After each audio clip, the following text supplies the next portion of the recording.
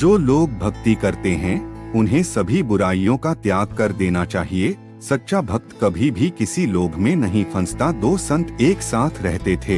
एक संत दिन भर भक्ति करता था, दूसरा संत रोज शाम को भगवान को भोग लगाकर खाना खाता था।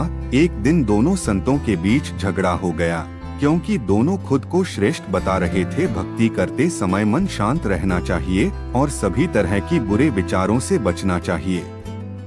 जो लोग इस बात का ध्यान रखते हैं उन्हें भगवान की कृपा मिलती है। इस संबंध में एक लोक कथा प्रचलित है। कथा के अनुसार पुराने समय में दो संत एक साथ रहते थे। दोनों की भक्ति का तरीका अलग अलग था। एक संत दिन भर तपस्या और मंत्र जाप करते रहता था, जबकि दूसरा संत रोज सुबह शाम पहले भगवान को भोग लगाता और फिर खुद भोजन करता था। एक दिन दोनों के बीच झगड़ा होने लगा कि बड़ा संत कौन है। इस दौरान वहां नारद मुनि पहुंच गए। नारद ने दोनों संतों से पूछा कि किस बात के लिए लड़ाई कर रहे हैं। संतों ने बताया कि हम ये तय नहीं कर पा रहे हैं कि दोनों में बड़ा संत कौन है। नारद ने कहा कि ये तो छोटी सी बात है, इसका फैसला मैं कल कर दूंगा। अगले दिन नारद मुनि ने मंदिर में दोनों संतों की जगह के पास हीरे की एक एक अंगूठी रख दी। पहले तप करने वाला संत वहां पहुंचा। उसने एक अंगूठी देखी और चुपचाप उसे अपने आसन के नीचे छिपाकर मंत्र जाप करने लगा। कुछ देर में दूसरा संत भगवान को भोग लगाने पहुंचा।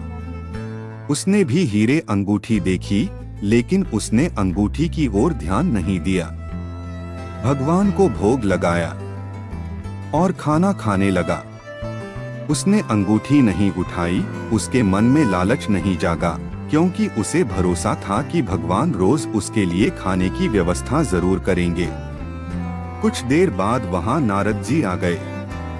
दोनों संतों ने पूछा कि अब आप बताएं कि हम दोनों में बड़ा संत कौन है। नारद ने तपस्या करने वाले संत को खड़े होने के लिए कहा। जैसे ही वह संत खड़ा हुआ तो उसके आसन के नीचे छिपी हुई अंगूठी दिख गई। नारद मुनि ने उससे कहा कि तुम दोनों में भोग लगाकर खाना खाने वाला संत बड़ा है।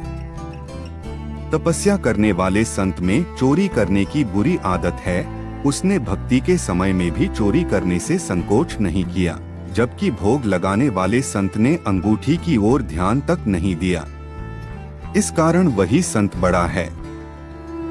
प्रसंग की सीख। इस प्रसंग की सीख यह है कि भक्ति तभी सफल होती है जब भक्त के मन में बुरे विचार न हो, भक्त बुरे काम न करता हो। जिस भक्त के विचार पवित्र हैं और जो बुरे कामों से दूर रहता है, सिर्फ उसे ही भगवान की कृपा मिलती है।